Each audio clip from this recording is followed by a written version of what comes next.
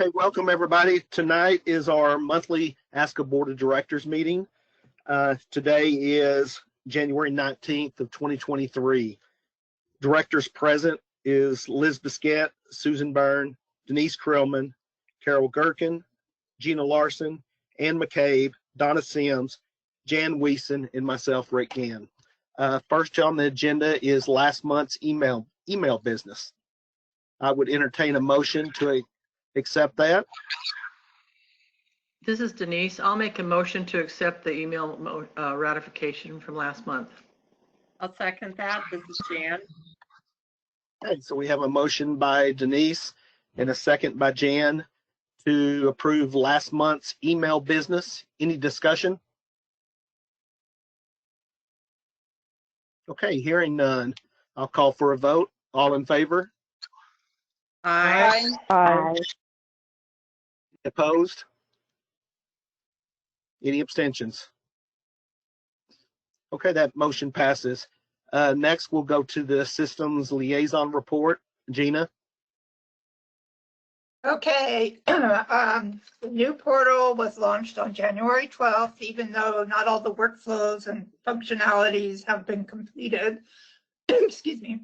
As with any release, the launch was not without problems.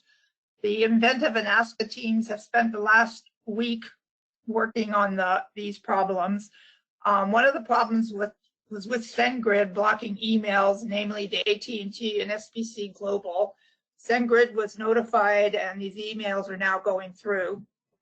And both the ASCA team and Inventive are monitoring SendGrid daily, watching for any kind of developing trends.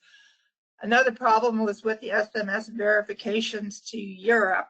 It was discovered that Twilio requires each country to be added manually. And so their Inventive is doing that right now. Also, our European members will also need to check their phone numbers in their profile and make sure that their country code is included. Another problem was receiving SMS verification codes. They were being sent to a landline, excuse me. In this case, the members need to verify via email, and then once they're in the system, they can go to their profile page and change the phone number, and then that number can be verified. As we have said, any problems or questions that the members have with the portal should be sent to support@asca.org. January 31st will mark the end date for the current ASCA system rebuild team. The rewrite of the system was a huge undertaking, as the ASCA system, as well as its programs, are extremely complex. Would venture to say they're probably a programmer's nightmare. In addition to the previous system being 20 years old, there were security and compliance issues. Any one of these issues could have resulted in fines that would have most likely caused ASCA to permanently shut its doors. Each person on the ASCA team has spent hundreds of thousands of volunteer hours over the last year and a half. And if you see any of the members of this team, please thank them for their dedication and their hours spent on this project to make it successful. Thank you. Any questions for Gina?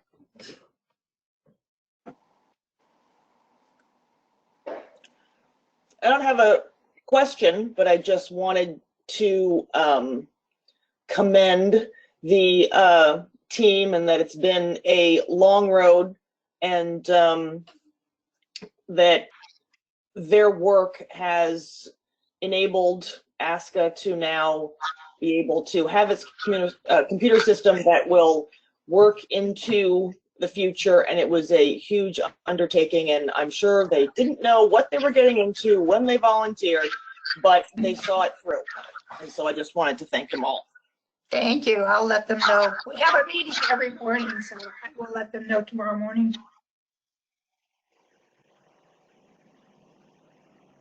Any other comments for Gina? This is Denise. I really appreciate, and I hope that ASCA members will realize the monumental effort and the hours taken away from your own life that you have put in on this, Gina, and the rest of the committee. And I also would recommend that everybody be sure that you tell people how much this meant to ASCA to have these people so dedicated, and thank them for us too. Gina, thanks. Appreciate it. I definitely said 100,000. That is not an understatement. That is probably even more than that. That, you know, Martin, Maureen, even Ray have put in on this, and it's been a huge, huge. So I'd like to see them have the credit and just a thank you.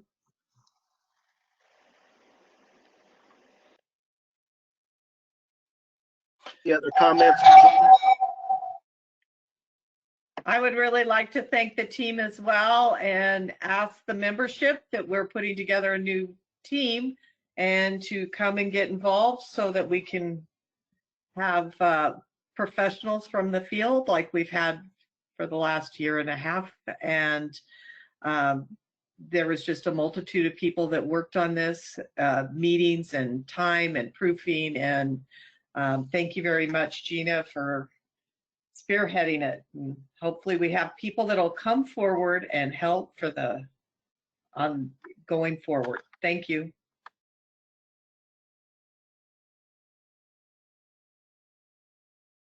This is Susan. I also just want to say how much we appreciate all your hard work and dedication, and truly for staying the course on this. Like everybody knows on this group, none of us knew what we didn't know when we ventured into this. So Gina, thanks for hanging in there with this monumental task. And I know that we're all going to reap the rewards from all of your combined hard work. So just thanks for everything that you guys have done to everybody on that team. Thanks.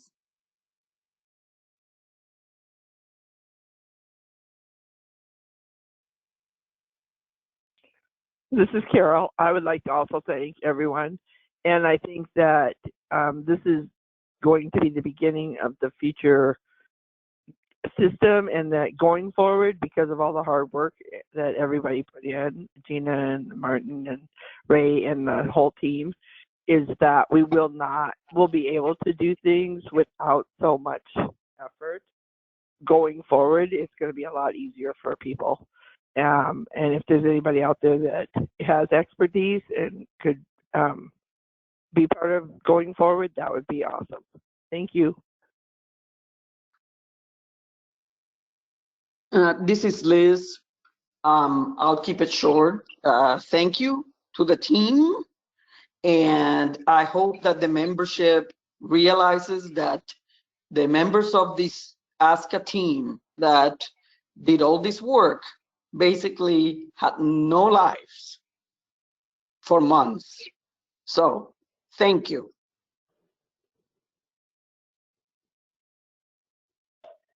This is Donna, and I just want to say thank you also to the whole team. I just hope the membership can appreciate everything you guys have done, basically giving up your life for the last year and a half, and that you did it all for the love of ASCA, like you did it as a volunteer.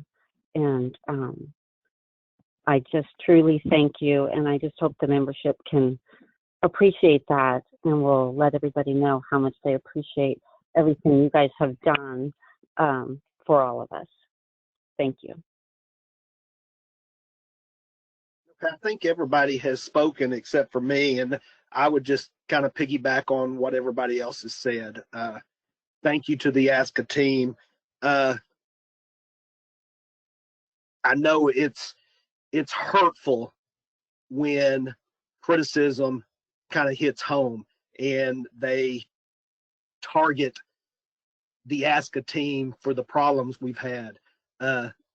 Nobody in the membership realizes how this project started, how it finished, and we're not to the finish line yet.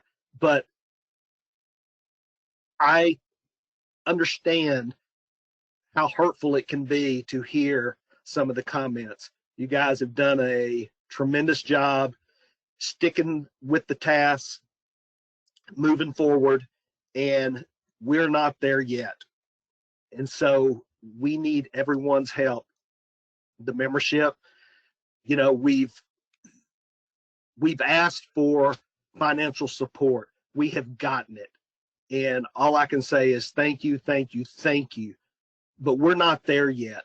Unfortunately, we still have a ways to go to be where we want to be.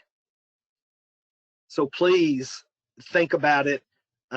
If you can help ASCA, get us to the finish line, get us across that line, we would sure appreciate it at this point. But the ASCA team who has worked on this so far has gone above and beyond to help everybody out.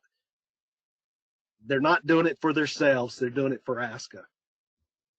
So please think about that, especially before you comment about how you feel, because it's hurtful to this team. They have put hours and hours and hours, and we need to continue this project as ASCA, as a team, and move forward. And I just hope that we can continue to move in that direction. So, Gina, please send all of this to the team tomorrow in your meeting and let them know that the whole ASCA board appreciates everything they've done. Even though there's probably been times that you don't feel it. I understand that. But please let them know that the board does appreciate everything they've done. I definitely will. Thank you. Next on the agenda was kind of piggybacks on Gina's system liaison report is the new ASCA portal. So I wanted to ask each ASCA director, how do they feel it's going? What kind of feedback are you getting? I wanted to remind the membership, I know Gina had said, but any little problem you see or any issues, it needs to go to support@asca.org. Heidi Mobley is doing a bang-up job going through those emails daily. And once again, Heidi is like the other team that consists of Gina, Martin, Ray, Maureen. She is doing this to help ASCA. She's going through all of these emails and she is doing them one at a time. She's trying to solve their problems. And if she can't figure out their problem, she has taken that back to our provider, Inventive. So Heidi is another one that we need to thank right now because she is really helping us out. But I just wanted to ask each director how they feel, what they see, what they don't see, and so we can move forward with this new ASCA portal. Liz? Thanks. I'm sorry. It sounds like I'm losing my voice here. So anyway, I went in and I personally had no problems with the portal at all. I know, as we all know, it's not finished. It doesn't have all the things that we wanted yet. And we don't know when we'll be able to put some of those things into the portal. But I had no problem with it. I think it was 3 people that communicated with me, and I talked them through it, and they were able to finally get through and do all the verifications and everything. I think that most of the problems was with iPhones and stuff like that. But other than that, I have not heard much more besides what I've seen on social media and so forth. So I think, again, yeah, like you said, thank Heidi because she's like going through all of those issues that the membership is sending. And they should send it to support@asca.org, and in case they have any issues. But personally, I didn't have any, so so far so good, except that we know it's not finished.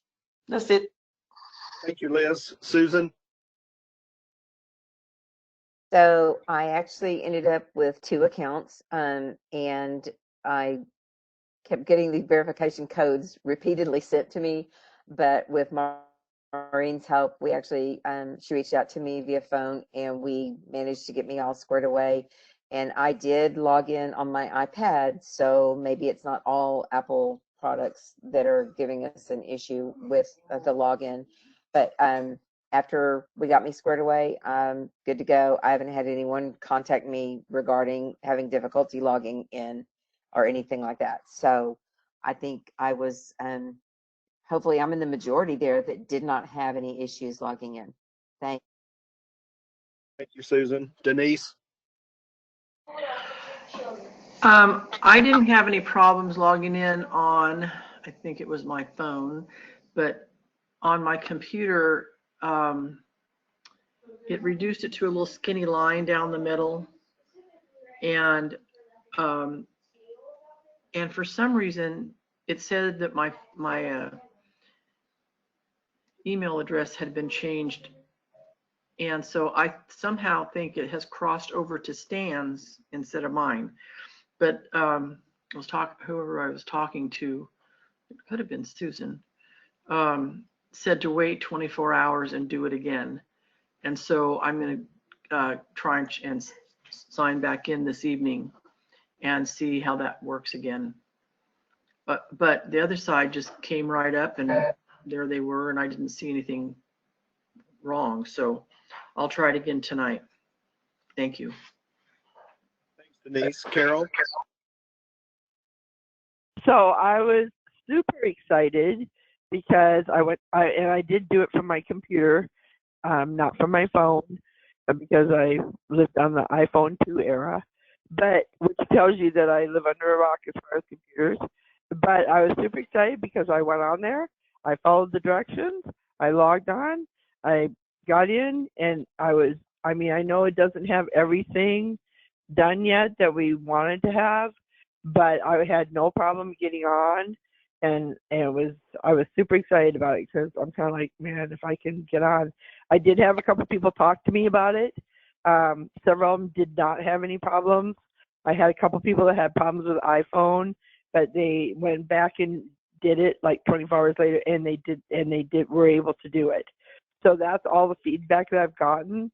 I did get some feedback in general, just comments from the general membership people that, they feel like we have kind of turned the corner and we're back on the uphill climb as far as getting back to normal, and that they thought that this was a good step in the right direction, and that they feel like ASCA's, we're not on the downhill plunge. So that was great feedback. It was great to hear that from general membership, because I kind of feel the same way. But as far as getting on the computer and stuff, it was great. I had no issues. So thank you. Thanks, Carol. Gina, do you have anything to add? No, the iPhone, it's not iProducts, it's just the iPhone, and you have to turn it to a landscape, and that is being fixed. We do have 5 pages of tickets that are coming down the pipeline. A lot are in QA right now, and some have been moved to staging. Then they'll be moved over for ASCA to test, and before we do a production release. And like I said, there's 5 pages of tickets. It's a huge amount. So a lot of them are all the bug fixes and the problems, little problems that you're seeing that will be fixed. That's all I have. Thank you, Gina. Ann? Yeah, it was just like, I'm sure Gina had it too, huge sigh of relief that we actually could deploy the portal and have it go live. And yes, getting all of the bug fixes, because you never know what random things come up. You think you've covered everything, but you never know what things come up. And so I think for the foreseeable future, getting the bug fixes, getting the portal functionality to where it was before, but of course now having it all secure, so ASCA doesn't get into any trouble for anything, which was another part of the problem. And that is going to take more money. Certainly not as much as before, but there are, I feel, obviously the bugs need to be fixed. All the bugs need to be fixed, and that the portal should get to the point of it doing everything that it did before. So my opinion is that is the end goal right now, and that's going to take a little more money, and then we go for our dream of future benefits, enhancements that will happen when we can get on our feet after a while. So ASCA will be around and we will improve it for the better, but it will take time. That's it. Thanks. Thanks, Ann. Donna? Yeah, I had the problem on my iPhone that Gina helped me with it, and as soon as I went to my iPad, I had no trouble getting in. I think the team is doing a fabulous job of handling all the things that come up. Heidi's doing amazing, getting back with everybody and making sure that, things are taken care of whether they just need to be told what to do, whether she can help the person or whether it's something that needs to go to Inventive to be fixed. But you guys are all doing a fabulous job taking care of that. And it's going to take a little time to work all the bugs out, but I think it's going to be really good once we get that done. That's all I have. Thanks, Donna. Jan? Well, once I got to good internet, it works perfectly. So, yes, I'm a little disappointed. Some of my favorite things are not there that I use a lot. I'm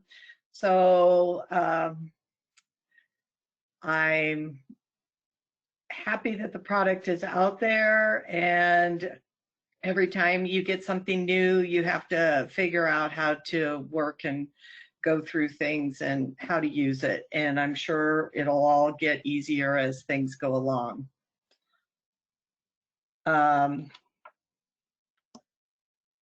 Would you like me to suggest my motion at this time for how to move forward? Sure, thank you. Rick? Sure. I sent a motion to everybody's email box, and we cannot keep spending at the rate that we are with Inventive, and we need to start to give them information so that they are charging us less on a weekly basis and we can prioritize some things. The Inventive product owner, I would suggest, pardon?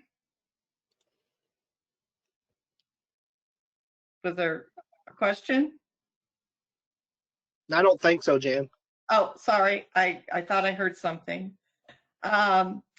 The Inventive product owner, if I would suggest approximately 10 hours, a programmer 10 hours. This would put us around $2,800 a week for fixes. We need to do something before the end of the year, and with the team not being there after January 31st, it's important that we kind of have a flow until we have a new system program team on board.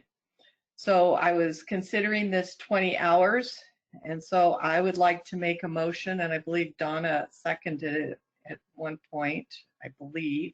I don't remember.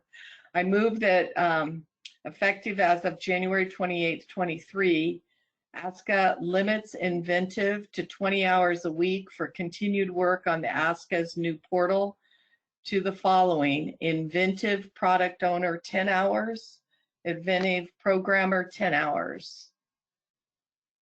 By approving this motion, this will cut ASCA's current weekly invoices from $18,674.60 down to $2,800 a week. This motion will slow down current Inventive work, but will allow ASCA to try and catch up on the past due invoices. This motion will affect the business office and all of the ASCA members. This effective date would be January 28th, 23.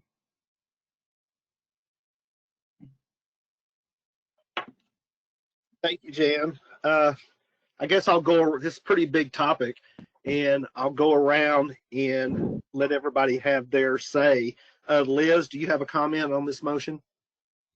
Sure, thanks. I guess before I say what I think, what I'm thinking, did we discuss this with them already? I'm just wondering because I don't know if they have something to say about it, or if they're okay with it, or if they're not okay. Yeah, about Inventive. Do they know that we're planning, or that we're considering reducing them this much? No, the best of my knowledge, no. They do know. Of course they know the amount of our past due invoices. They've also discussed, I don't know, penalizing or putting a service charge or charging us interest, that's probably the better, on past due invoices because we're late.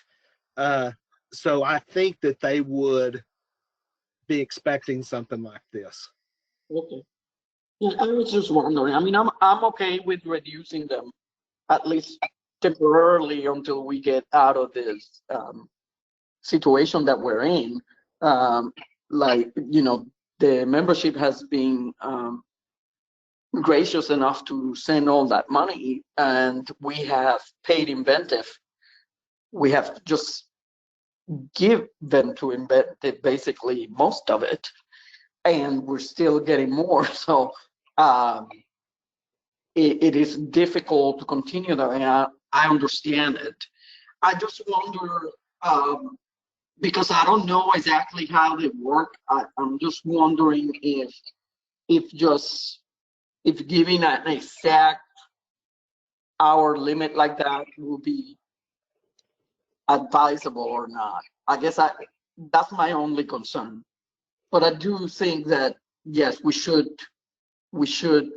reduce them, or like I said on email, maybe the other way to limit it is by limiting it by item, so they can only work on this item, you know, or whatever, so that there's only, you know.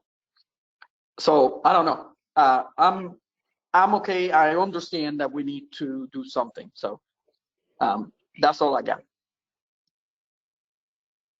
Susan? Yes, and I would like to have looked, and I didn't look at any of the previous invoices.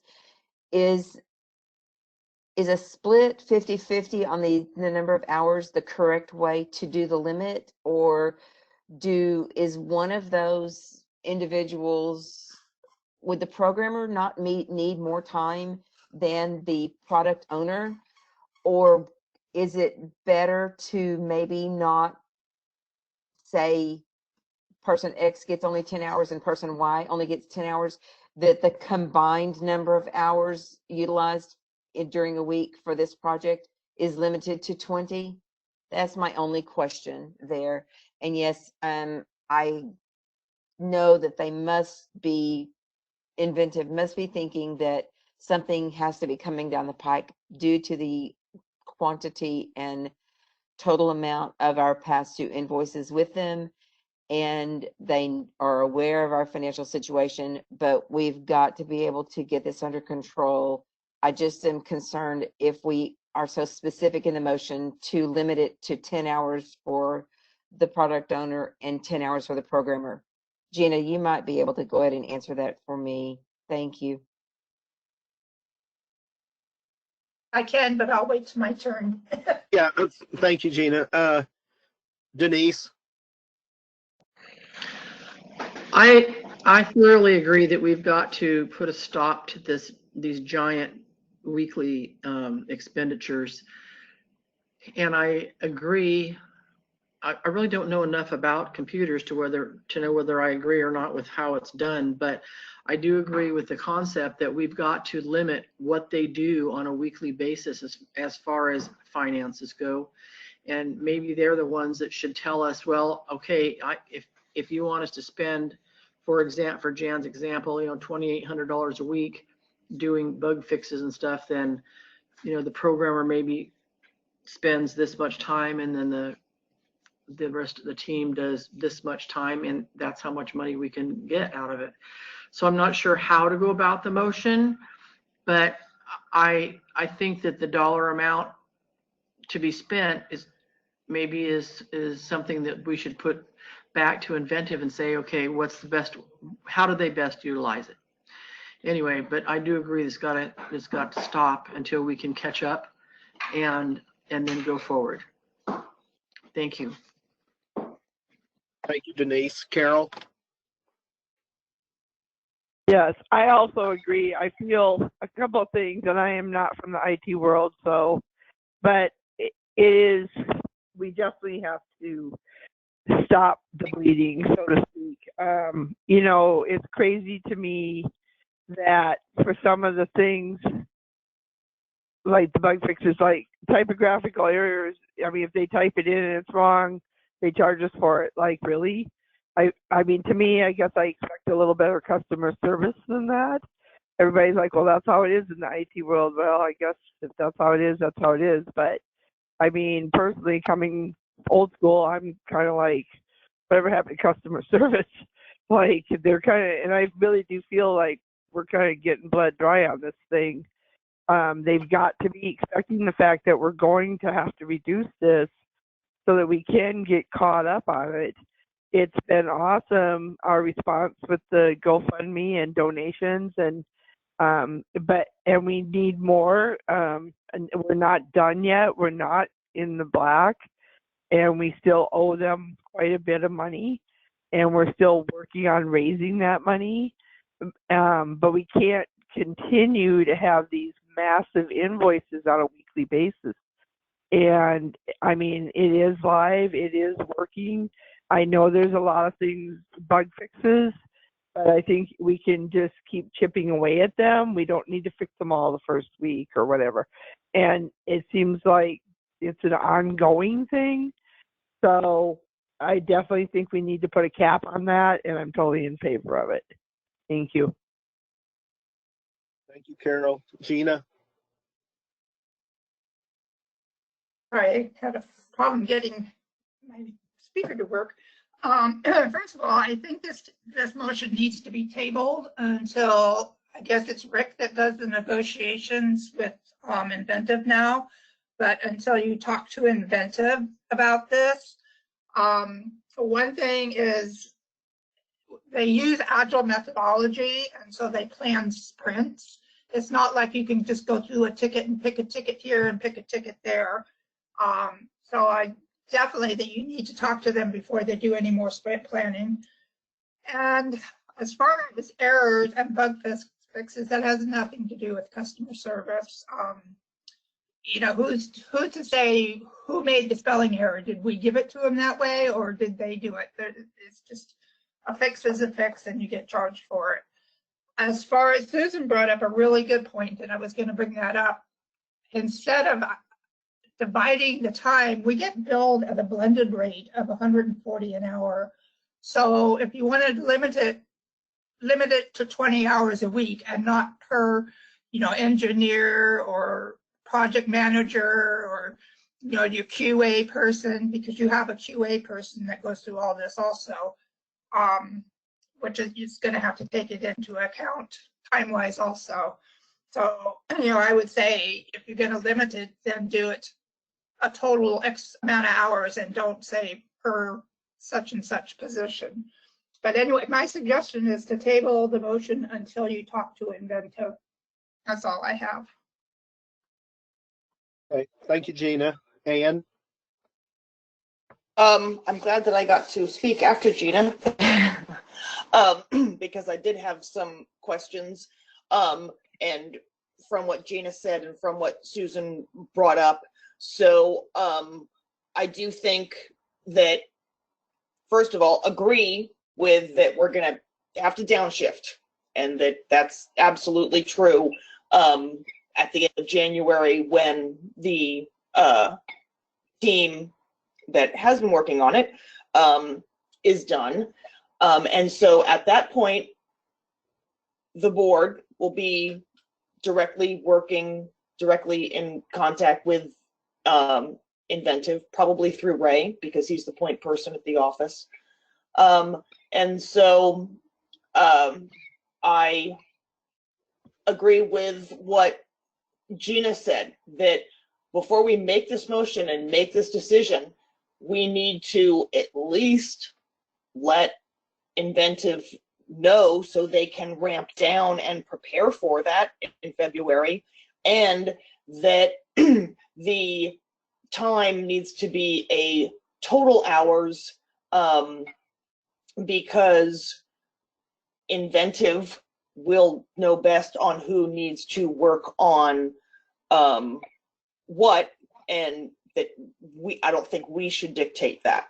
So that is my feeling. I do not feel that I can vote on this motion as stated tonight. Thanks. Okay, thank you, Ann. Donna? Yeah, this definitely has to happen. We have to cut the spending. Like there are no options, I think, at this point. And I do think doing the 20 hours a week, if it's better to do it as a lump, then that would be fine. But that's gonna make a huge difference to cut back to 20 hours a week. And I think at this point we have no choice but to do that. It's going to slow down fixing the bugs, but it's going to allow us to get them fixed and continue going and give us a chance to get caught up and recover. So I do think we definitely need to go forward with this. That's all I have. Thank you, Donna. Jan, I'm going to skip you and I'm going to comment. I do agree with Susan that it does probably make better sense, instead of splitting it 10 and 10, that we do a lump 20 hours a week. I'll be more than happy to go back to Inventive and let them know our plan. I honestly feel like they will work with us any way we can.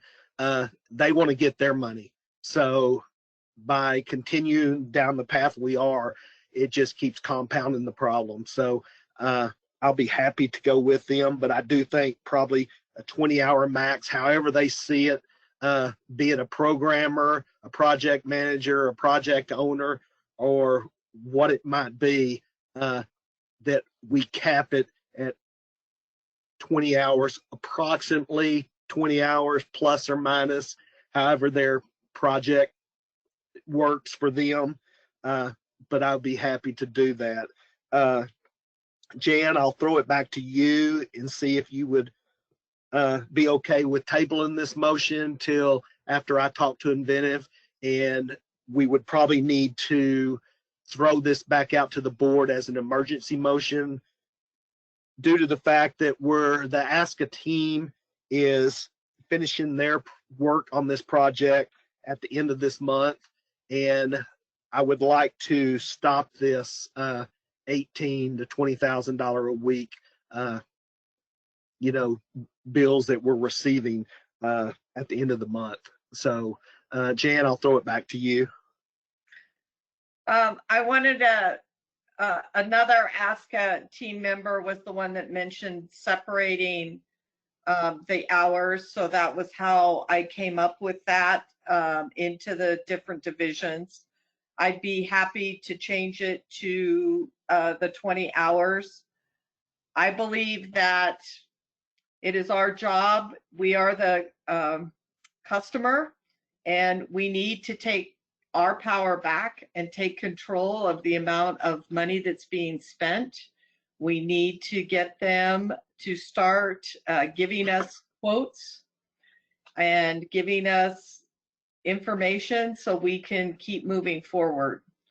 So I agree that you have to talk to Inventive. I would change the motion to just be 20 hours, but I believe we as a board need to have a motion that so that we start this going forward, because everything moves so slowly with this group that we need to make sure that something is happening. So if I need to change the wording to something that Rick is, this is what we would like to have, and advise you to go to Inventive and negotiate that, I could adjust that and 20 hours.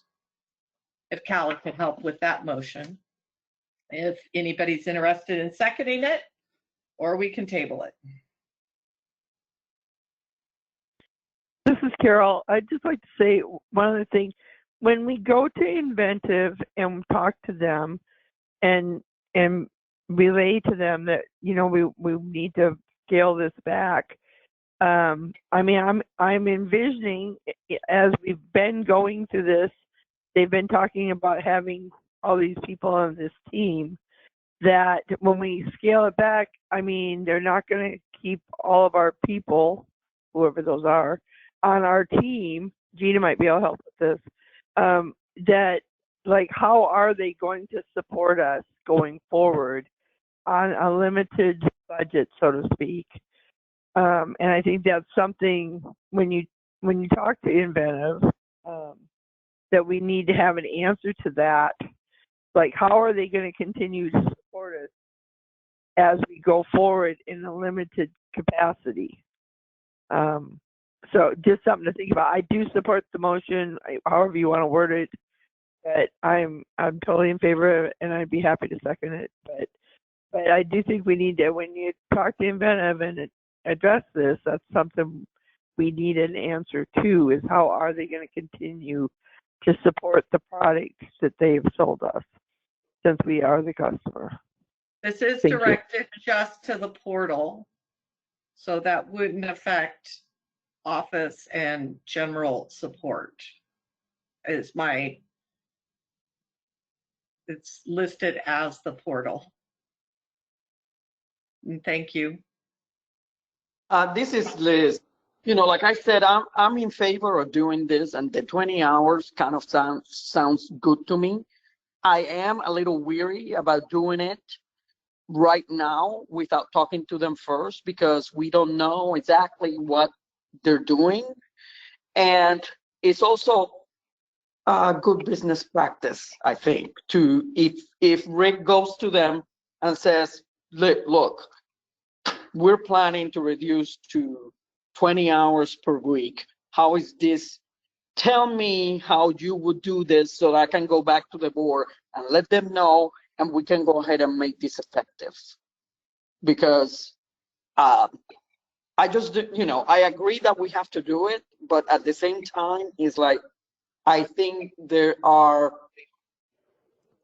better ways to deal with certain things than just going, you know, straight on ahead with no breaks. And I agree that it needs to be done. Like, this has to happen. Next week, we have to pass this motion. So I would be more in favor of Rick going to them, say tomorrow or Monday, whenever he can, and we get this hopefully set so that, you know, they know this is coming, and they tell us how they plan to do it, and what kind of fixes or whatever would they be able to do with those 20 hours? Because I think that we need to know that too. So I will not be able to vote on this motion tonight because I feel like I have too many questions. This is That's Gina. all. I agree 100%. That's why I asked for it to be tabled, because I can't support a motion that we don't have all the facts on. This is Ann. I agree as well.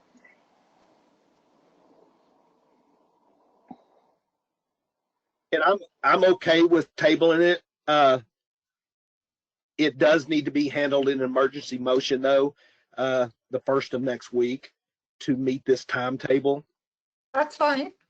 Yeah, and I mean, I think since we're all aware of that, that we'll be on top of it. Sure. And we got to remember last week's invoices was $18,674.60. I expect this next week's to be the same. So regardless, I mean, we don't need their blessing to keep ASCA solvent. So we as a board have a fiduciary responsibility to keep ASCA moving in the right direction. So we can't just keep saying, well, Inventive, what do you think? What's your plan? No, this is our plan. We've got to move forward and keep ASCA moving in the right direction. I have no problem reaching out to Inventive. I think they'll work with us. I've talked to them in the past. They're not planning on getting rid of any employees. And even if we slow down, they may cut back a few people. But when we do send something or we do need support, it's going to be folks that have worked on our project for the last year and a half. I have that in writing. So I do expect them to work with us and to move forward in the right direction. And they understand. They want the rest of their money. So, and they realize that of our situation right now. So I will talk to them tomorrow, as long as they're in the office tomorrow. I don't know, being Friday, it may be the first of the next week, but I will get with them. And if Jan, if you're okay, let's table this. Let's look at another motion the first of the week. Let's make an emergency motion and let's move forward to cut these hours down drastically.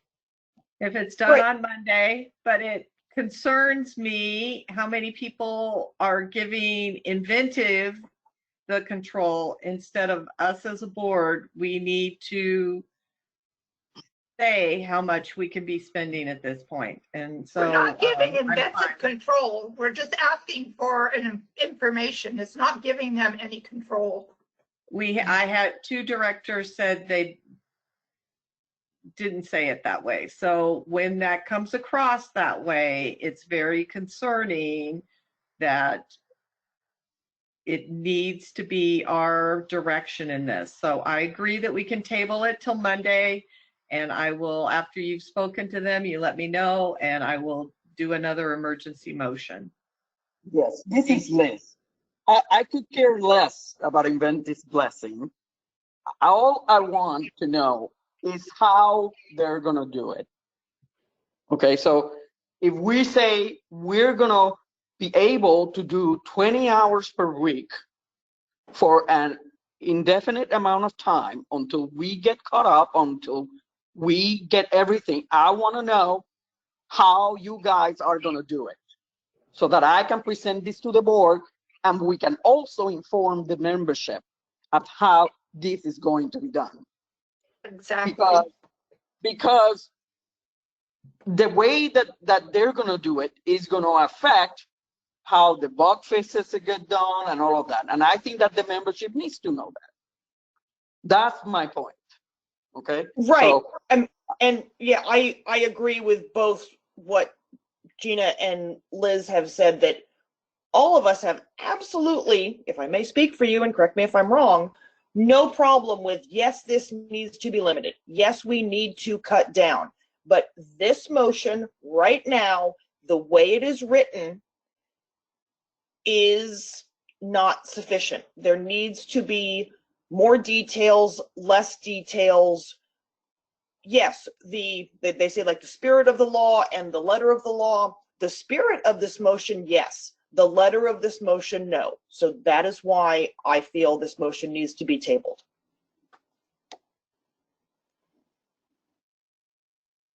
Anybody else? Okay. This is Donna. Oh, go ahead, Donna. And I have to agree that we, like, regardless, I mean, we can table the motion and you can talk to Inventive, but regardless of how they're going to do it or what's going to happen, it has to happen. Like, this is what has to happen. We can't keep spending, we can't keep giving them the money we're giving them. It has to stop. So regardless, I mean, I'm sure you're going to be able to work out the details. And Rick, from talking to you, and I know you've been talking to them, it sounds like you don't think there's going to be a problem to work out the details and get things taken care of. But the bottom line is, this is what has to happen. And like you said, I'm sure Inventive knows this is coming. They know we can't pay our bills. They know we're behind. They know our financial situation. And like, they don't want us to keep getting these big bills that we're not going to be able to pay either. So, like, regardless of how it's happening or what the situation is, I think that this is what has to happen. So that's all I have to say. Rick, this is Denise. Carol. Oh, sorry. Go ahead, Denise, go ahead, and then Carol, I'll come back to you. Okay. I'm in agreement with what you're talking about, Rick. I totally agree that, and with all of them, we have to stop this snowball effect, downhill. And so when we give them the amount of money that we're ready to be able to limit it to, yes, they can tell us the most efficient way for them to work on it and stay within those boundaries, which is I'm thinking what you're going to talk to them about. But they do have to know that. And then, we are in command of it. We need to be in command of it, and we can ask them questions, but ultimately we have to be the ones to tell them what we're expecting and how to progress. So I know you'll do the right thing on this, Rick, and but that's just my 2 cents worth. All right, thank you. Thanks, Denise. Carol? So I'm wondering if everyone would be in favor of supporting a motion for putting a cap on the spending to a dollar amount, which right now we've talked about $2,800 a week, and we don't have to say how they're going to use that money to do whatever. You guys can work out all those details, but would everyone support a motion to put a cap on the spending to Inventive to $2,800 a week? Well, that's what this motion is, but again, I can't vote on it without having all the information. This is Susan. Regardless of I what they agree. say they're going to do with it, I mean, that's what we agree that we can spend. Am I right? I think the question Correct. is, we're not what the amount. We are saying, yes, that's the amount. Basically, my question is, Right. what are you going to give us for those $2,800 a month? We want to know exactly what we're getting. Because, it's like, Exactly. all along, we get all these quotes and everything, and it has never been like they say. So what are you going to do with us? This is what we want. This is what we need to do. What are we getting for it? That's my question. And so how are we possibly going to vote on a motion until we have all that information? So my idea would be that we move to table this motion until more information is obtained. And I'm going to go ahead and make that motion to set this current motion that's on the table aside.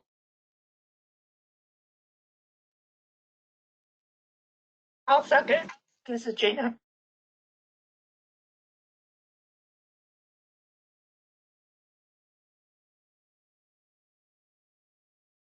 But we haven't even voted on. I said I would table it, I thought. Oh, okay. I thought you weren't sure. You On can't Monday.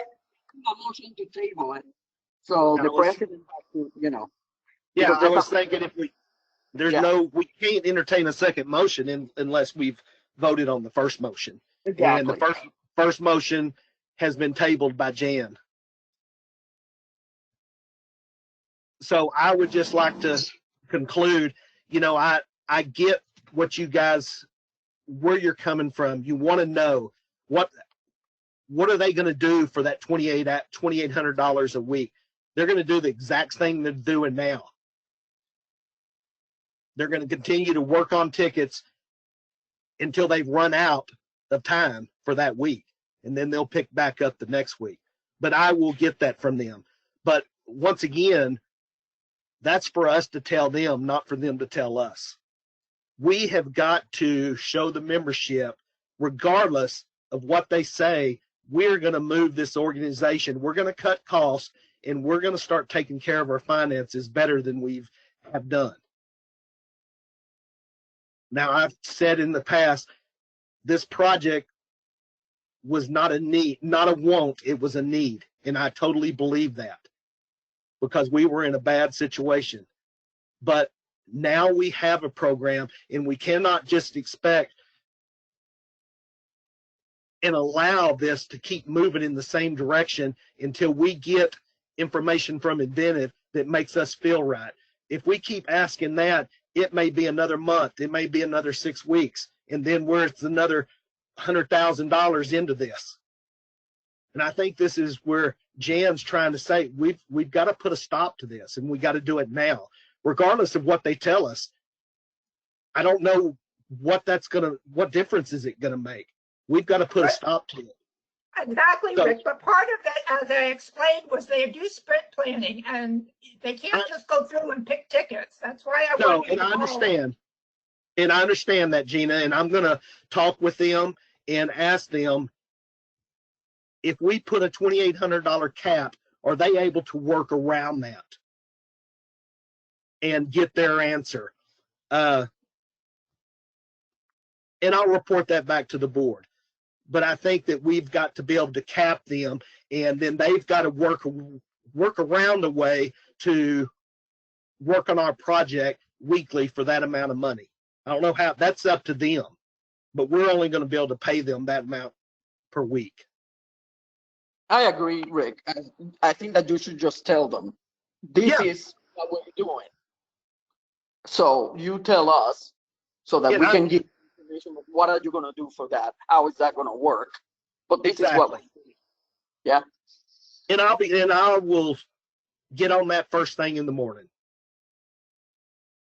And I just like to say I appreciate this discussion, and I appreciate everybody's candid response, because this is important, and it's important to the ASCA members to be able to hear this discussion.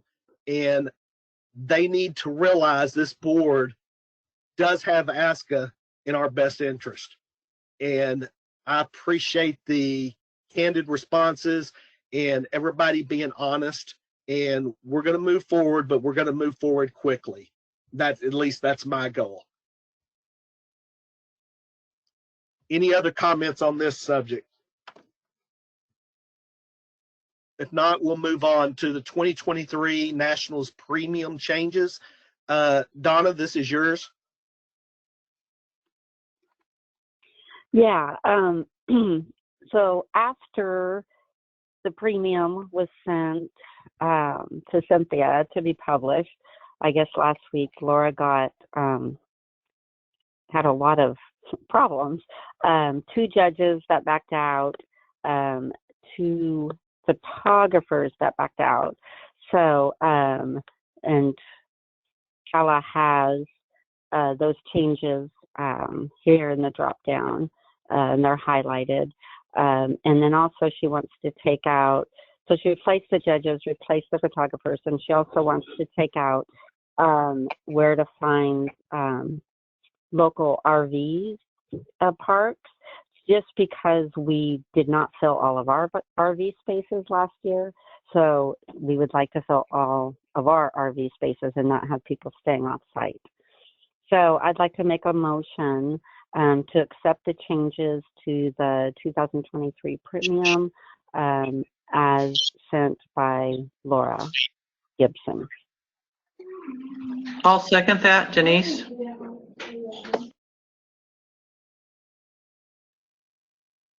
Donna, would you mind letting everybody know who the changes are on the judges and the photographer? So the intact best of breed is Laura Diebold. Altered is Susan Landry Whitaker. The confirmation photographer would be Mari Bryan. She has additional photographers will be announced on the ASCA website and our Facebook group, because I don't believe they have a cattle photographer yet. They're working on that. And then taking out the local RV parks. Those were the changes. Okay, thank you, Donna. So we have a motion by Donna to approve the revisions to the 2023 Nationals premium. Any discussion? I just wanted to make a comment that a result of one of the changes is that there is now no rally and obedience photographer, which for me personally is unfortunate. Hopefully we can try to get that filled in before it happens. Thanks. So I think at this point there isn't that, but I think there also is not a cattle photographer. So I think that's why she put that note in there that the photographers would be posted on the website as changes happen. So I think they are working on that. Thanks. Fingers crossed. Thank you, Ann. Any other questions, comments?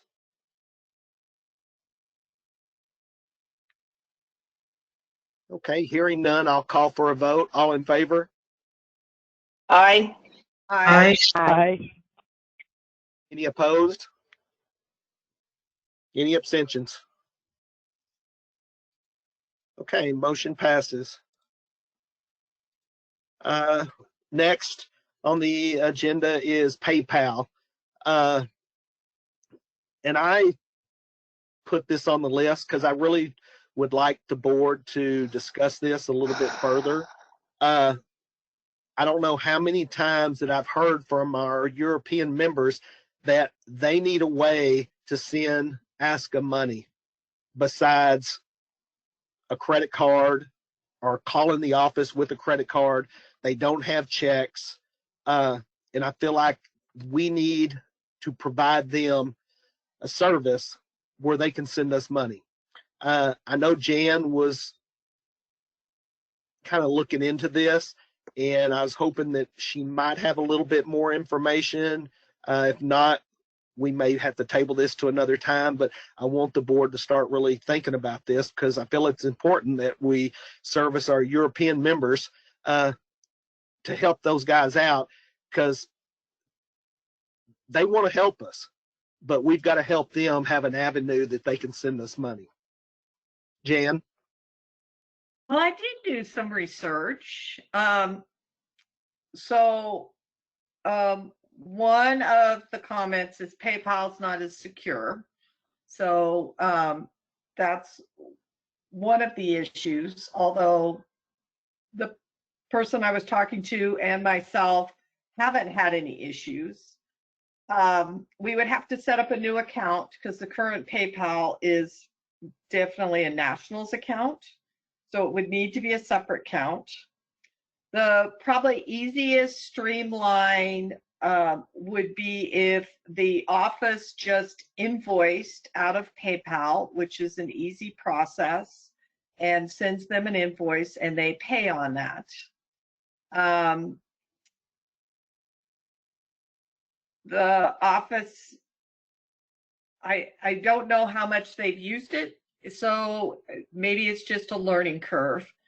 and somebody going over how to do some of those processes, or, you know, I'd even be happy to take that process on if it's too much for them to do. Accounting wise, that would mean that they would have to be doing that reconciliation a little separately. PayPal's a little more challenging because they do summarize it, they do bring it in, but it's outside all the current processes they're doing, so it'd be a whole new system. That's pretty much what I found out. So it is doable. We would need to set up an account. I did not talk to PayPal. That was my next step. We would be a business account.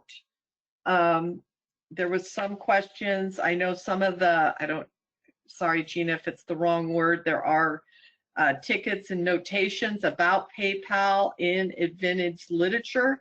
So I don't know if it's capable to do that or it's something they'd have to program. I'm not sure where the PayPal portion is in the project. So that's about all I learned, Rick. It's just a tidbit, but I think we could do invoicing pretty easily for them. And if we had a separate account, so it doesn't mix with the nationals account. So I'll take what everybody, take it away. Any comments from anybody? This is Liz. I have, like many members, I don't understand what is the problem with doing this. I mean, if we set up an account like Jan says, which is what we would have to do, and there is an email that say Sarah is the one that opens it, right? And it gives, all the money goes to, you know, that association, right? So there's an email always associated with PayPal payments. And the invoice, like Jan said, say, for example, I'm sending a transfer, and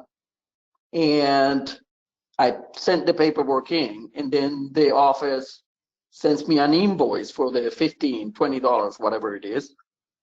And then I send the $20 back, and then the office then can go ahead and send me the new registration, right?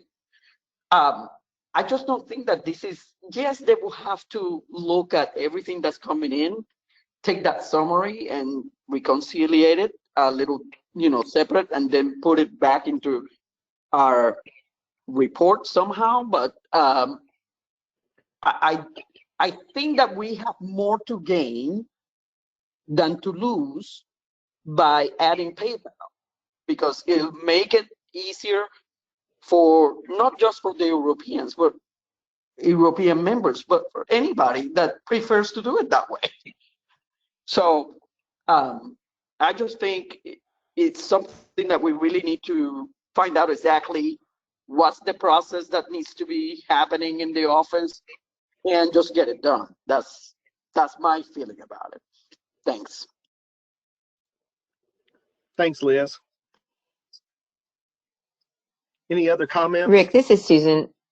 Go ahead, Yeah, Susan. this is Susan. I have a question. Do you know how those transactions will be recorded on that separate reconciliation for PayPal, or is that some more of the information that is yet to be learned? Comes to mind with the authorized.net, where it tells you what that money was for, what that transaction was for. I'm going to hope that the PayPal reconciliation would be similar and along those same lines. Otherwise, it will create some additional work. I'm not saying that it may not be worth it. Please don't think I'm disagreeing, Liz. But it did concern me when you said that they would be lumped. I thought I understood you to say, Jan, that they would be lumped together. So I'm hoping that it's going to be, you know, Joe Smith paid for a transfer, Lisa Jones paid for an individual registration, Jack Bob rudimentary paid for XYZ. I'm hoping that each transaction will be lined out. Otherwise, we're going to need to go back and look at the way our books are broken down. PayPal would give the information that was put on the invoice or that the client added. So if they put that information, it's a line item, is what I see personally. And I would verify Perfect. all that with PayPal, but I do get multiple things, and it is individual line items by name and what it is. Perfect. That would work perfectly. Thank you. Thank you. So I have a question. First of all, the PayPal, it was worked on. I think the back end work is done. It couldn't go through authorizednet.net because they're actually somewhat competitors. So they had to go directly to the PayPal API. But I believe that the front end hasn't been completed, and there is some security issues where it was going through our system and then to PayPal instead of just popping on out. But if you go the route that you're talking about, so I'm in Europe, I register a litter online, then what? I send the payment to this email telling them I registered a litter online. Now, how are they going to match it up? Or how are they going to know to invoice this person?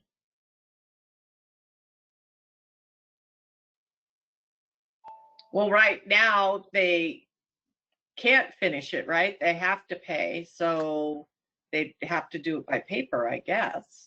Or No, well, that's what I'm saying. If they question want what's to use allowed. hey, right, how's the business office going to know that, okay, I registered a litter and I'm sending you money? How are they going to know to go back into the system to that person or to send them an invoice? That part I'm not understanding, but that would be something I suppose you could work out with Ray. No, Gina, what's going to happen is the person registering the litter doesn't send the money until they receive the invoice from the office. So that litter is going to come across whatever email or through the system, and there's not going to be any payment. And then that will go to Sarah, or I'm sure it's going to be Sarah. Then she will generate the invoice back to whomever over in Europe or wherever, stateside. And then on that invoice, they would then enter their payment into PayPal, and then it gets connected back in the office so that the process can be completed. That would be the way I would understand it. But how would the business office know that there's a litter being registered? They're going to get the litter registration with no payment, no credit card number, no payment associated with it, no check, no money order, no wired funds. Right, there is a flag on the admin side for unpaid transactions. Then, yes, is what you're saying. Okay. Yes. Yes. Okay. And actually, most you guys know that there is that wired funds account that oftentimes that, because there was nothing tied to notify the office that this was coming, the funds would be wired in from Deutsche Bank usually, and that would have the customer owner's name on there, and then we would have to go and find that paperwork to be able to associate that. With this invoicing system, it will automatically tie it much quicker and much more efficiently than just the wired funds method of doing business that many Europeans have had to utilize in the past. Okay, great.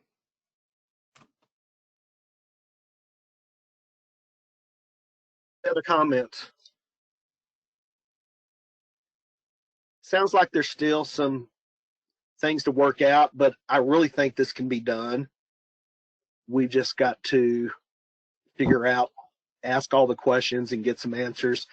I think it's important, and it's just another method for our members to be able to send us money. So we'll continue working on this. And hopefully, there may be a member that's listening to this that knows exactly the answers to all of our questions and that could get back with us. So if that's the case, I'd love to hear some of the suggestions on how we do this. Another thing is getting on board with our new accountant. It's really important that we get these guys involved. So hopefully we can get some answers to this, and we'll make a lot of people happy. We'll move on to number 9, which is the Aussie Times. Jan, this is yours.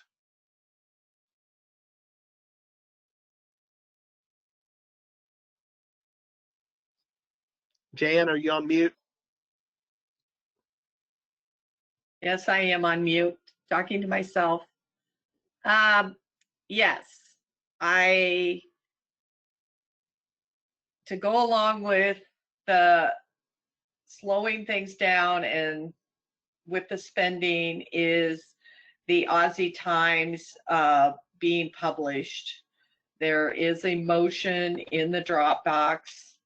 I move that we stop printing the Aussie Times beginning with May and June edition.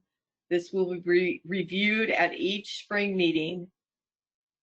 This will be available online, and this would affect our membership, but will help our resources financially. It would be effective on board approval. This is the one that was seconded by Sims.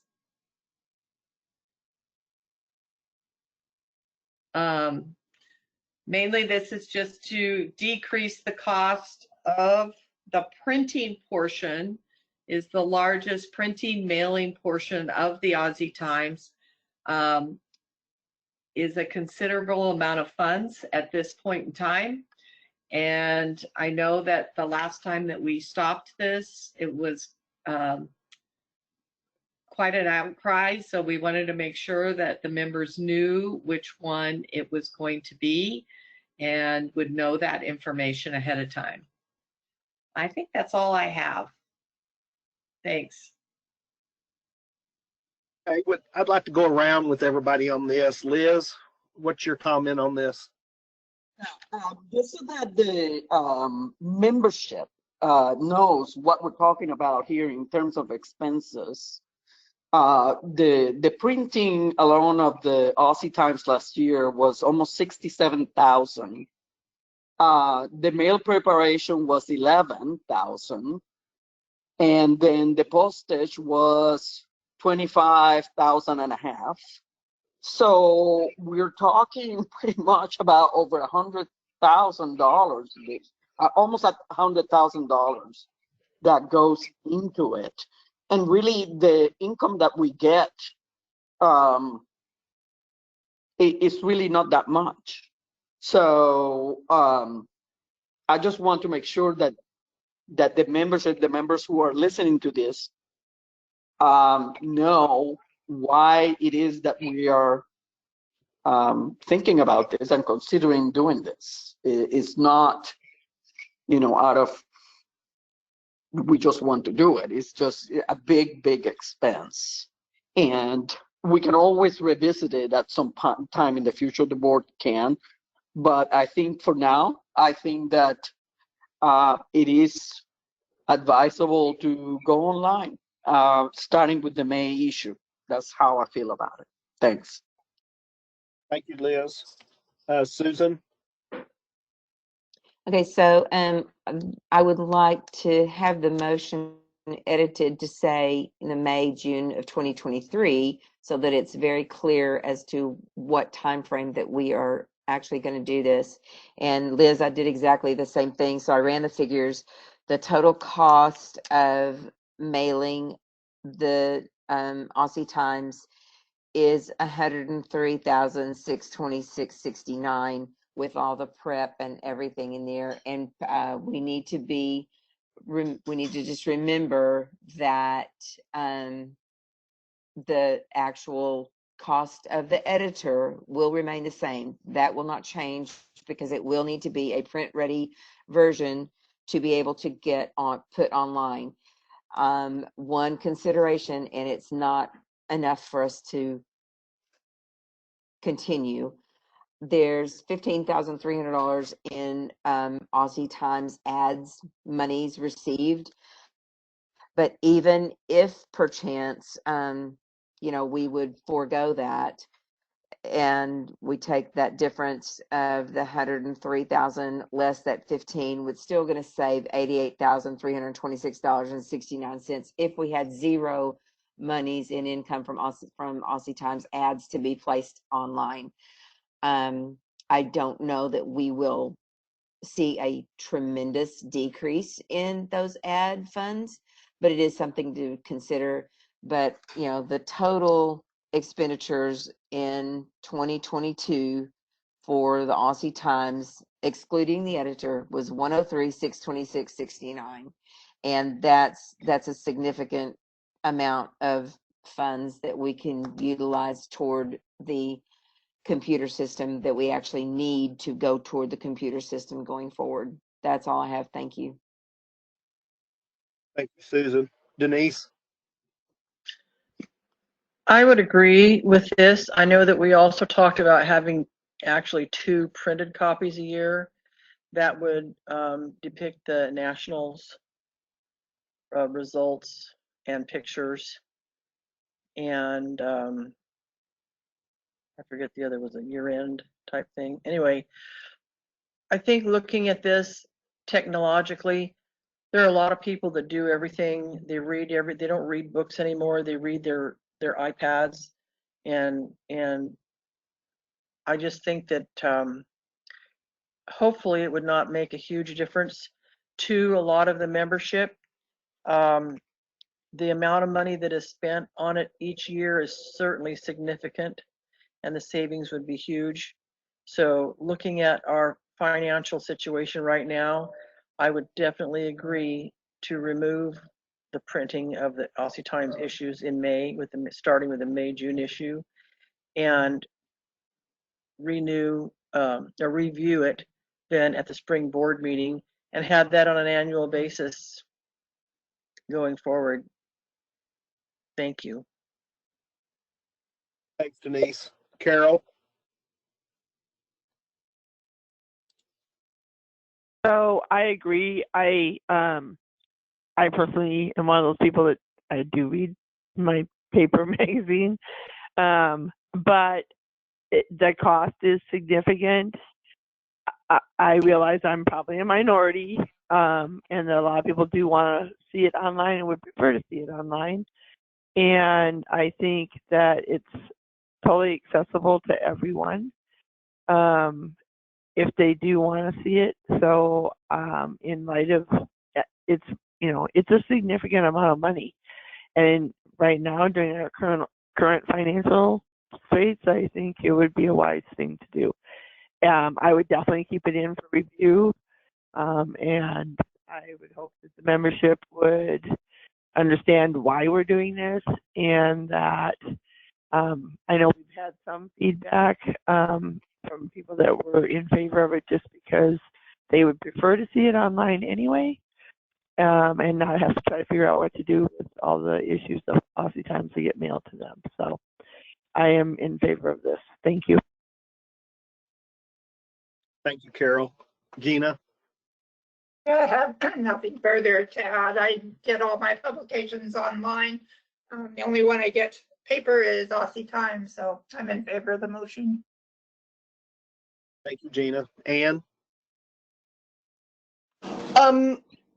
Yes, I am also like Carol, and I do like my paper edition, and I do read it, and I have all 8-9 years of my Aussie Times. But I think I originally talked about this at the last spring meeting, and even when we announced here's the financial difficulties, many of the members commented and wrote that, heck, I only read my Aussie Times online. Why? I mean, I'll forego like getting my Aussie Times in a print edition if it saves money. And so that's exactly what we're doing. And so,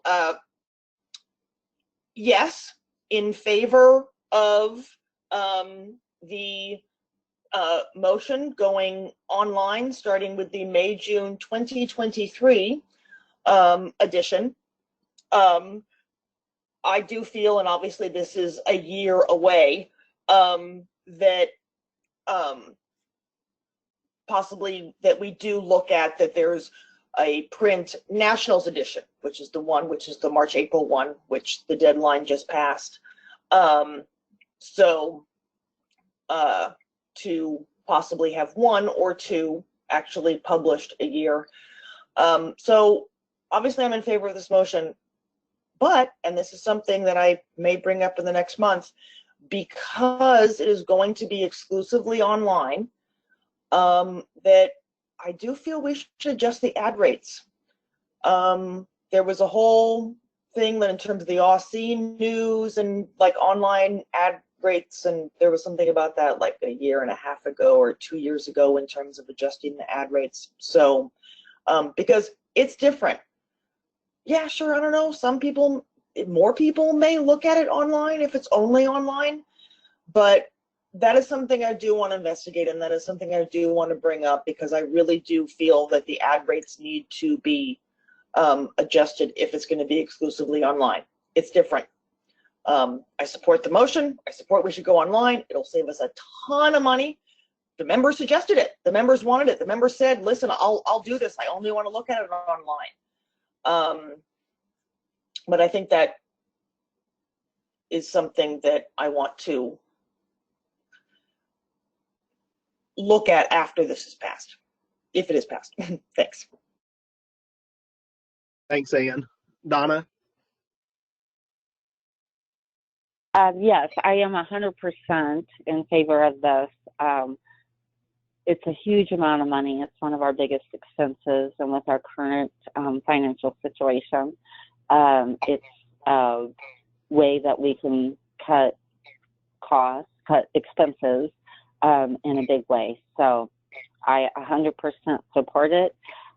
I don't know that we need to charge less for advertising. We can look at that, but I think that the ads, I think just lots and lots of people are already looking at it online. And so I don't think that that will be a huge issue going forward. That's all I have. Thanks, Donna. Jan?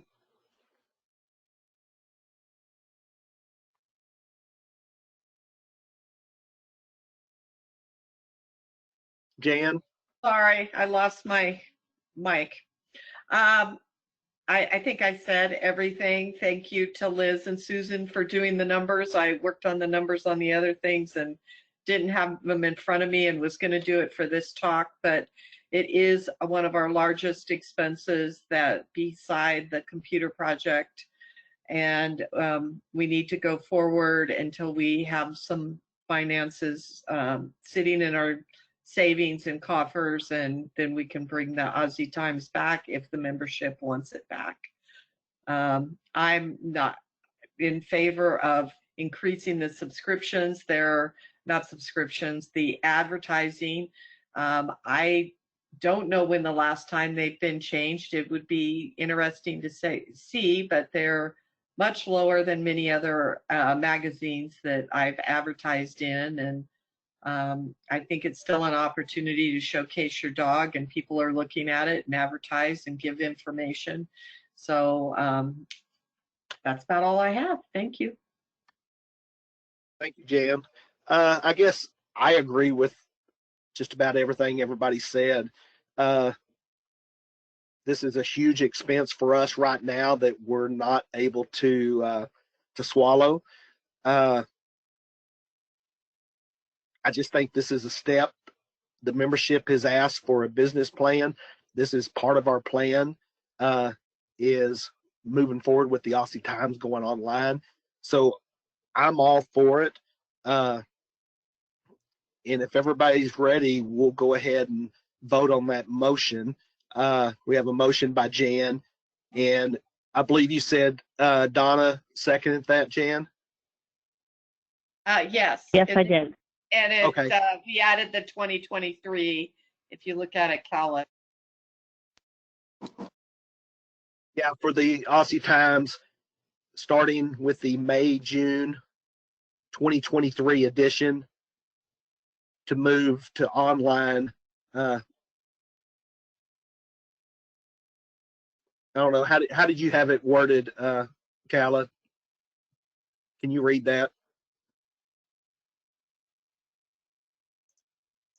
Yeah, it's a motion to stop printing the Aussie Times beginning with the May-June 2023 edition. Okay, good. Any other discussion on this? Okay. All in favor? Aye. Aye. Aye. Any opposed? Any abstentions? Okay, great. Motion passes. So we'll move to our last topic, and this is rule books for affiliates. Liz, this is yours. Yes, thanks. First of all, a correction. My motion was not about rule books, although we can include rule books. It was about the sanctioning paperwork. Is to charge for the shipping of those big packets that go to the affiliates when they sanction a show or trials. Again, this is, I don't know how many small businesses out there actually do free shipping, but I want to bet that not many.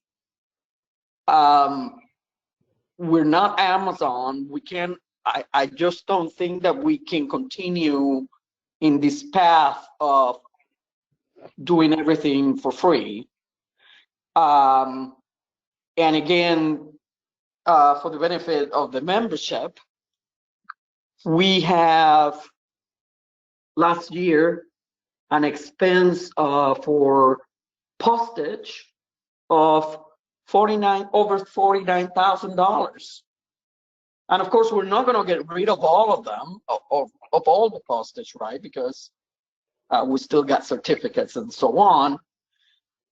But this will take care of a big chunk of it. I think that eventually, I mean, we're working on the paperless project to make it so that we can take advantage of the digital, the technology to do a lot of these things. But until we do, I think that we need to stop just shipping everything for free. Like they use those flat boxes, priority flat boxes, and usually those bigger shows, those are $23 a piece. And so that's a big chunk of money every year. So that's why I put this motion forward. Like I said, we can include the rule books and amend the motion to include the shipping of rule books as well as sanctioning paperwork. But that's where I'm at. Thanks. Thanks, Liz. I think I'll go down the list. Susan? So I've been, checking in the office ever so often, and Stock Dog in particular, we have one club that has 3 trials. Maybe the first one's already occurred, but 2 upcoming. And it did take the largest box because the trial secretary asked for about 500 extra score sheets. And not only are we going to see a savings for postage, we're going to see a savings in the time that our employees are utilizing to prepare and package all of those different and various score books, judges books, that just get turned around and sent back in. So I'm totally in favor of this. We are definitely working on the technology to have all of this electronically compatible, and I think that that's where our efforts do lie, and we'll continue to progress down that path. Thank you. Thanks, Susan. Denise? I'm in favor of this also, but I do think that the office needs to go through that packet.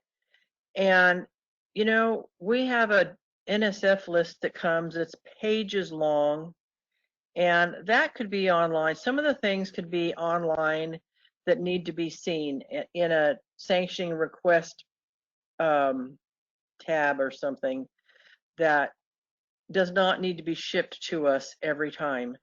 Maybe once a year or something, because it's several pages long, and a lot of the forms are redundant also. If you're going to have more than one show a year, maybe the first show that you get everything, but not after that. And that may take a little bit of time for the office to really think about it, but surely they could red flag or something, each affiliate the first that they have already had a full packet, and then just get what they need actually for the show. The stock dog, we're having a stock dog trial, and I was happy to see that Barbara emailed me and said, do you need score sheets, and if so, how many? And that now she knows what courses we're going to need and how many runs we're going to have available total, and that's how many I expect to get. I don't expect to get stacks of them, which in the past has happened. And they need to instruct people to keep your leftover score sheets for the next time, so that when you have another trial, you tell her how many you will need again, to make it as efficient as possible. So that's my 2 cents. Thank you. That's all I need. Thanks, Denise. Denise, this Carol? is Susan. I would like to have a point of clarification. Rick, hang on just a second for me, please. Denise, you made a comment that the NSF list was multiple pages. Are you sure that last it's not time the that I got- suspended list that is multiple pages? Well, I thought that There's a there's difference. There's a non-sufficient funds list, I know, and then there the is a suspended list. members list. But those things, I Because think, I do not believe they were in the portal under the members only section. That may not be something that we have access to at this moment, but the most accurate and up-to-date list for both of those it was in the members only section of the portal. And once we can get all of their trial and show secretaries to check that list on the portal, that's going to be your most accurate list of insufficient funds. But I do not believe that that insufficient funds list is more than potentially 3, if it's anybody on there at this moment. We work diligently to make sure that those funds are collected and that we do not have outstanding NSF checks. So I just was looking for some clarification there. Thank you. Thanks, Susan. Carol? Well, I'm in favor of doing this and reducing the amount of shipping for all of the different things. I mean, our goal is to go paperless and have it online and be able to copy it off. In a lot of the other venues, the clubs already do this, so it's not really such a big step. It will be a difference, but I think that, you know, moving forward and going on paperless and saving on the shipping is going to be a big savings for us, as well as someone mentioned, the labor intensiveness of packaging all of that. And the other thing is that, I mean, we have to pay to print those forms to be able to send them. So that's a big expense. Currently in the other venues outside of ASCA, this is a norm. This is what people do. They do it all the time. Nobody questions it. It's just how they do it. And it's how, they've been doing it, and it works good. The clubs are used to it if they do multiple venues, and so it will be a change for ASCA, but I do think it's a change for the better, especially in the financial department. Thank you. Thank you, Carol. Gina? Yeah, I have nothing further to add. Thank you. Ann? I agree with this, and I think what Denise was referring to, and Susan, what you wanted clarification was the suspended list, because that's the number of pages, and yes, that is online. And but I have some things there. Now, for example, I'm about to sanction my club's obedience and rally trial, and because I'm a board member, I know that this motion is coming, and because I'm organized, I could tell the office exactly what I need shipped and exactly what I don't need shipped. for obedience, I only use like half of the stuff that they ship. So I think that there needs to be some more information sent to the affiliates. I'm sure, I mean, I'm pretty sure that like Misty has it, for example, for confirmation and obedience, that they have a list of, okay, I'm making, someone sanctioned a trial, here I'm making a packet to send to them, and here's all the things, here's my little piles, and here's all the things that I'm going to pull out and send to them. I think that checklist needs to be sent to the affiliates, and that in the sanctioning packet, as part of the sanctioning form that they send in, and they check off what they need. Because I don't need rally judges' books. I have a huge stack. I don't need all of the obedience judges' worksheets because they're available online. I don't need judges' books for obedience for the optional classes. I don't need, excuse me, 5 judges' books for obedience because that's 50 dogs. So the affiliate trying to save money, ASCA trying to save money, is going to want to minimize what they need shipped to them. And I think the affiliates need a little more direction and specific instructions provided to them by the office on what needs to be shipped to them. I can figure it out, but some affiliates may not. So that's something to consider. And because I know about this, when I write the email to submit my sanctioning, I am going to be absolutely so specific on exactly what I need and what I don't need, so I can save on the shipping.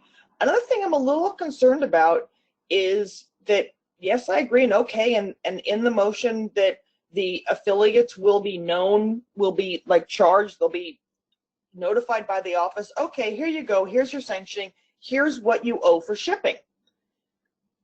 What happens if the affiliate doesn't pay right away? So we have 60 days for sanctioning. They have to send it in.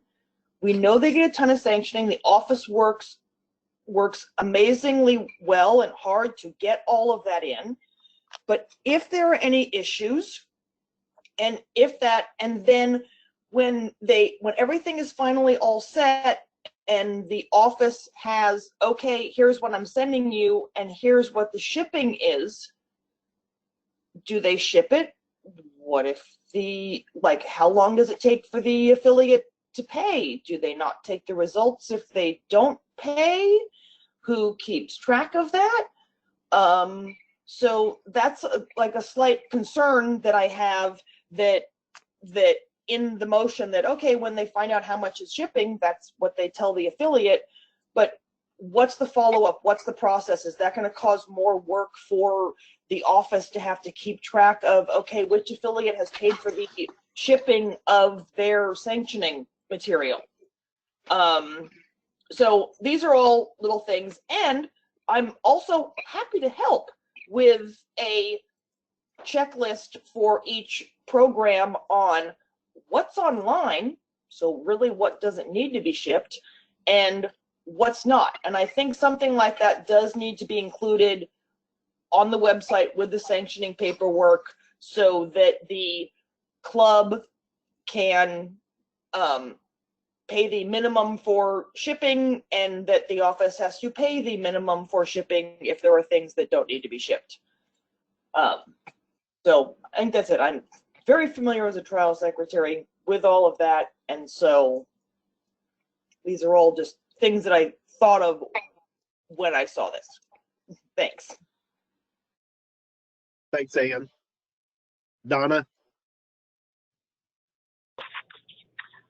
So yes, I am in favor of this. Again, it's a large, very large expense that we can cut, and that's really important right now. So, and working towards going paperless, I think, is just going to be great, and it's going to save even more. But this is a good way to cut that cost while we're working all of the details out on that. That's all I have. Thank you, Donna. Jan? I don't think I have anything to add. I think everybody has covered everything in detail. I was a little concerned about how they're going to track or how they're going to charge each of these affiliates the amount, but we can work that out. I think it's valuable. Then it'll make the affiliates be proactive to have less paper sent to them. So thanks everybody for saying great comments, and I am supportive of this motion. Thanks, Jan. I too am, I support this motion. Mailing, our postage fee is just through the roof as well. We can make a considerable amount of money by watching our postage. To answer one of Ann's questions, it was a good question regarding how we're going to geez, I just went blank, Ann. Track. Yeah, how we're going to track. I would envision that sanction is not granted until everything's paid. Maybe since Liz is kind of working on this, maybe this could be something that Liz could work on and get back with us. I'm not sure, but I would think this would hold up sanctioning. But I can talk to Sarah and try to figure out the details, and then I'll send them to you all. Yeah, it could also be something that their results won't be posted because they have to obviously pay the fees when they submit the results, that it could be something that could be submitted with the results as an option. Agree. Totally agree. So, Liz, did you want to wait on a motion for this, or do you want to go ahead and make a motion? No, I already made the motion. Okay.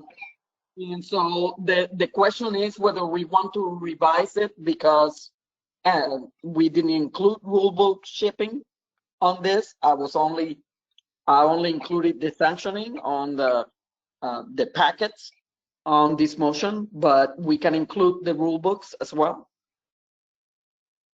if that's what the board wants to do. We had another. This is Susan. I almost feel like the rule book should be covered under a separate motion. I agree, Susan. Then great. Then no, I stand then by the motion as it is.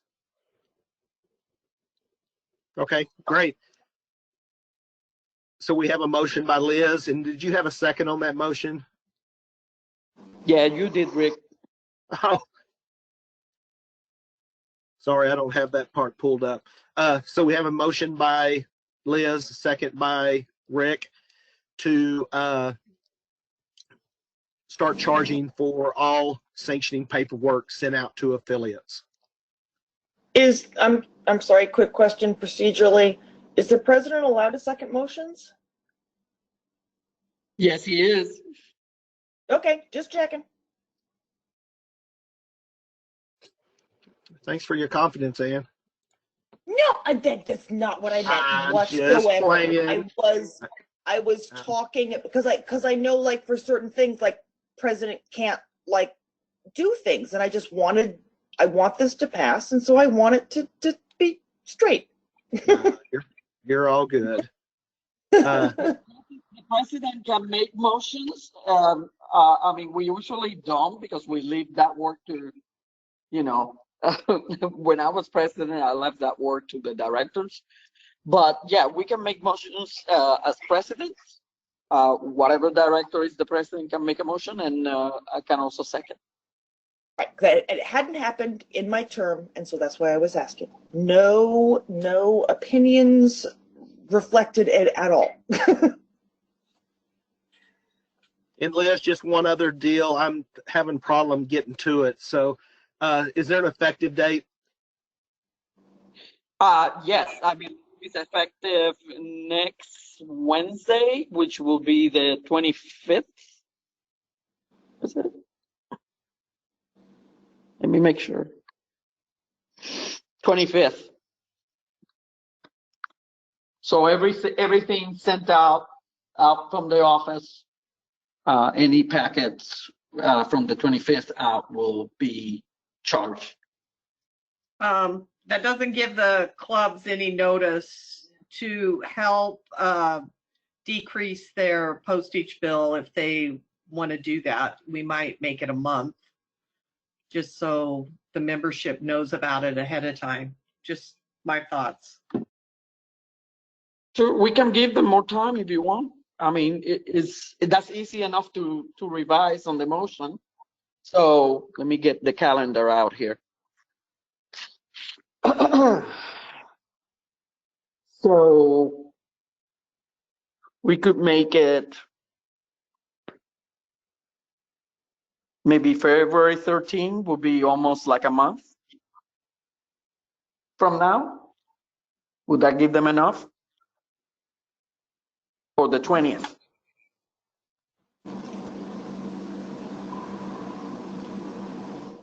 Busy season. What if we made it like February 15th in the middle of the month? I don't know. I'm liking either the 1st or the 15th because that seems to coincide instead of a random date. But that's just my opinion. Yeah, or March 1st, something even. I think February 15th. I think this should be well enough the capabilities of the affiliates to figure out what they need. I mean, like most of them have been doing this for years, so. Right, yeah, I agree. And also that, I mean, this, Cal is very good about making what motions have passed. And then I also know that could be something, because Sarah has all the affiliate lists, to send out an email, say February 1st, to all the affiliates saying, giving all the details. And so that gives them like 2 weeks notice if we make it effective the 15th, that in terms of what they need to do or what they may want to adjust.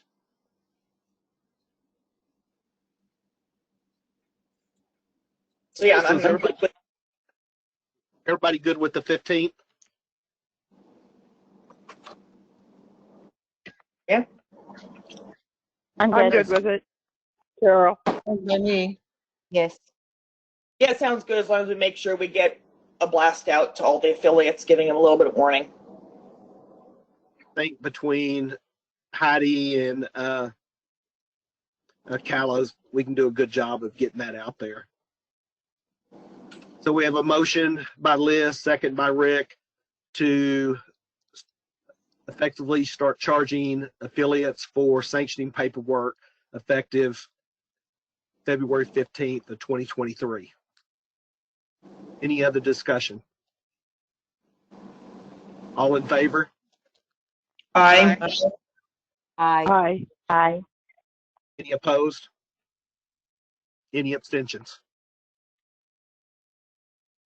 Okay, hearing none, motion passes.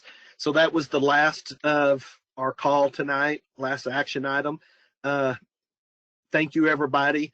I'd like to thank the membership for listening. As always, if you guys have any questions, comments, please direct them to Calla. She'll get them to us.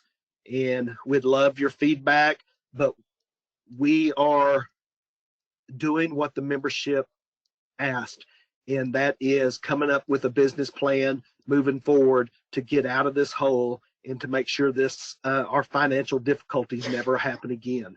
And that is what the board is doing.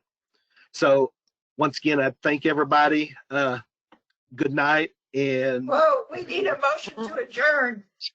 Okay. Gina. I move to I adjourn shall this move. meeting, Denise. thank you, Gina.